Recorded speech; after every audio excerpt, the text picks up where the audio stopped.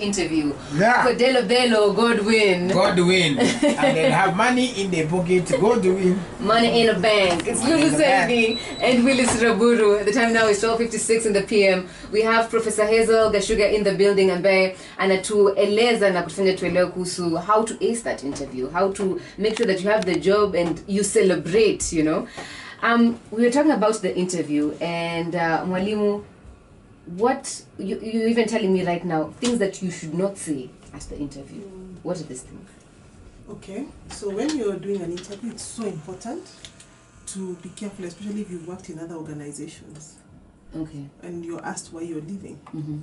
You might be leaving because, yeah, the place was toxic, you didn't like it, or your boss was not good, but those are not the things you go say in an interview. Okay. Because those are things that also show a lot about yourself.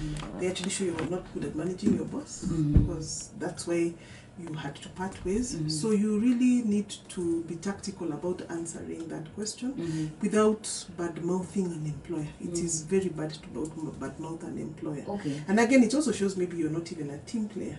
So it's important that you should never really say some of those things, because I think they work against you, as opposed to giving you mileage in the interview. Okay. Yeah. Okay. So that's really important. Never badmouth anybody. If you didn't get along well with them, nobody needs to know. But okay. What if you are in a weird position where you are actually looking for a job, and it's true that you are, let's say you just messed up in your previous job and you were fired.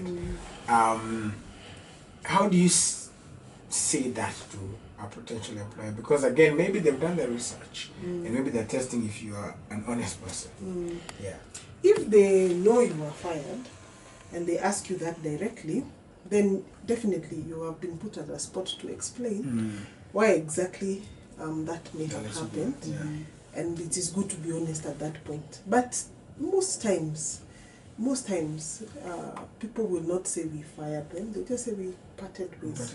Because in terms of being ethical, even as HR practitioners, you don't talk about some of those very details, but you will give feedback and say that, oh, we parted ways because of ABCD, without necessarily spoiling it for somebody in another job. So it's risky, very risky, to begin talking about why you're fired and yet they have not told you you are fired. So I don't think you, and that's why we said be minimalist with information. Let it be what you're asked most of the time, and let it be focusing on the job that you're focusing on, not the job that you have left. The job that you want to get is what you should really focus on. Okay.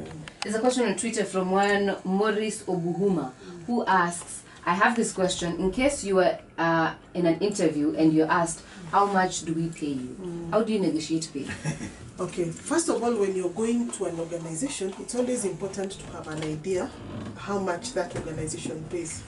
Now, in the instance where you don't get to know how much they pay, at least get to know what people who are like you, maybe at the level you are currently, are earning, just a range. And then you can give between the lowest and the highest range, and also explain that you are ready to negotiate what it is.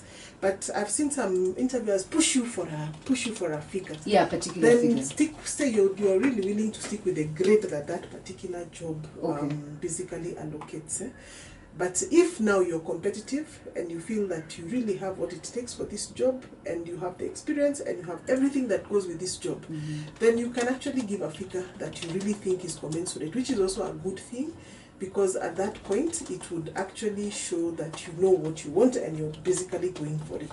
But in most cases, you really want to stick within the plan of the organization, especially if you're currently looking for employment and you don't have employment. I hear you. Thank you so much for that. Maybe once we come back after the news, you could tell us about now you've got the job, things that you need to do to make sure that you grow within the job, that you get to keep your job. What are some of the common mistakes that young people make when they eventually get the job? Yes, and there are also some other questions that are coming in here from people like Joe Cole, Philip Kiprotich, Christina Dor, who's saying that she's now, it's very sensitive, it's very important topic, preparation for job interview. She's absorbing some issues being discussed. Thanks again, I'm well informed now.